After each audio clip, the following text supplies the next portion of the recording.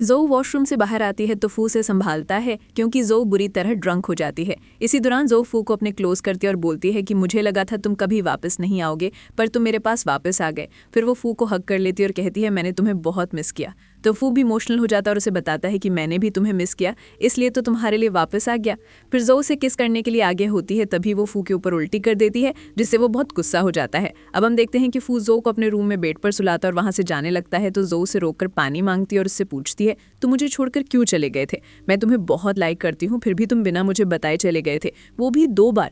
फिर फ्लैशबैक शुरू होता है जिसमें हम देखते हैं कि फू के डैड उसे अब्रॉड जाने के लिए बोलते हैं, पर वो जाने से मना कर देता है, जिससे डैड गुस्से में उसे थप्पड़ मार देते हैं। तो फोन से पूछता है आप हमेशा मेरे साथ ऐसा बिहेव क्यों करते हैं? डैड बोलते हैं क्योंकि तुम हमारी फैमिली के इकलौते बेटे हो, इसलिए मैं चाहता हूँ कि मेरे बाद तुम इस बिजनेस को आगे बढ़ाओ, पर तुम मेरी बात सुनते ही नहीं। तभी फू अपने फोन पर जो का मैसेज देखने लगता है तो डैड उसका मोबाइल लेकर उसके मैसेज को देख लेते हैं और बोलते हैं क्या ये जो तुम्हारी गर्लफ्रेंड है? पर ये हमारी फैमिली की डॉटर इन लॉ कभी नहीं बन सकती क्योंकि ये लो क्लास है। ये सुनकर फू गुस्सा हो जाता है, अपने डैड का कॉलर पकड़कर उन्हें धमकी देता है कि अगर आपने जो को कुछ भी बोला तो अच्छा नहीं होगा।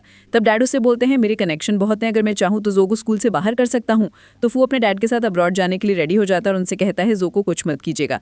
फ्लैशबैक खत्म होते ही फू जो से बोलता है मैं तुम्हें एक्सप्लेन कर सकता हूँ, पर जो से रोक देती है और किस करती है और सो जाती है। फू से उठाने की बहुत कोशिश करता है पर जो नहीं उठती और बोलती है मैं यहीं सोना चाहती हूँ। आखिर में थककर फू से वहीं सोने देता है और खुद भी सो जाता है। नेक्स्ट मॉर्निंग जो गिर बेड से नीचे उतरने लगती है, तभी वो फू को देखकर शॉक हो जाती है और चिल्लाकर पूछती है तो मेरे रूम में क्या कर रहे हो? फू बताता है ये मेरा रूम है और तुम मेरे घर पर हो। पिछली रात तुम बहुत ड्रंक थी इसलिए मैं तुम्हें यहाँ लाया, पर मैंने तुम्हें उठाने की बहुत कोशिश की थी, पर तुम यहीं सोना चाहती थी, इसमें तुम्हारी ही गलती है, मैंने कुछ नहीं किया। तो जो स्माइल करते हुए एक्सप्लेन करती है और सॉरी बोलती है।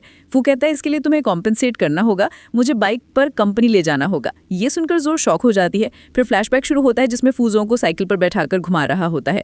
फ्लैशबैक खत्म होती हम देखते हैं कि जो फू को बाइक पर बैठाकर राइड पर ले जाती है, जिससे फू डरने लगता है और जो एंजॉय करती है। तब कंपनी पहुंचकर जो फू को टीज करने लगती है क्योंकि राइड के दौरान फू बहुत डर गया था। उसके बाद दोनों एक दूसरे को टीज करते हुए कंपनी आते हैं, तभी जो देखती है कि उसकी मॉम वहीं बैठी होती है। ये देखकर वो जल्दी से मॉम के पास जाती है और पूछती है आप यहाँ क्या कर रही हैं? मॉम बोलती है मैं तुम्हारी शादी की बात करने आई हूँ, अगर तुम इस एज में भी शादी नहीं करोगी तो बाद में सब तुम्हें रिजेक्ट कर देंगे। ये सुनकर जो बोलती है हम घर चलकर बात करते हैं, अभी मुझे वर्क करना है। फिर फू वहां आकर जो से कहता है लास्ट नाइट तुमने अपना यूएसबी मेरी जैकेट में रख दी थी, मैं वही देने आया हूँ। फू को देखकर जो की मॉम उससे ही हेलो करने लगती है और जो सोचती है पता नहीं फू को क्या हो गया है, ये मॉम के सामने ये सब क्यों कह रहा है। फिर मॉम जो से पूछती है क्या तुम दोनों अब भी साथ हो? मुझे वैसे भी फू शुरू से पसंद है, अच्छा होगा तुम दोनों शादी कर लो और जल्दी से मेरे लिए ग्रैंड चाइल्ड ले आओ। ये बोलकर मॉम फू के हाथ पर जो का हाथ रख देती है। तब जो जल्दी से पीछे हटती है और उन्हें बताती है हमारे बीच ऐसा कुछ नहीं है, मैं आपको एक्सप्लेन कर सकती हूँ। फिर वो अपनी आईडी निकाल कर बताती है मैं फू के असिस्टेंट हूँ और कुछ नहीं। वहीं फू मॉम की बातों को सुनकर स्माइल करने लगता है। इसके बाद मॉम उसे बताती है मैंने तुम्हारे लिए ब्लाइंड डेट्स की अरेंजमेंट की है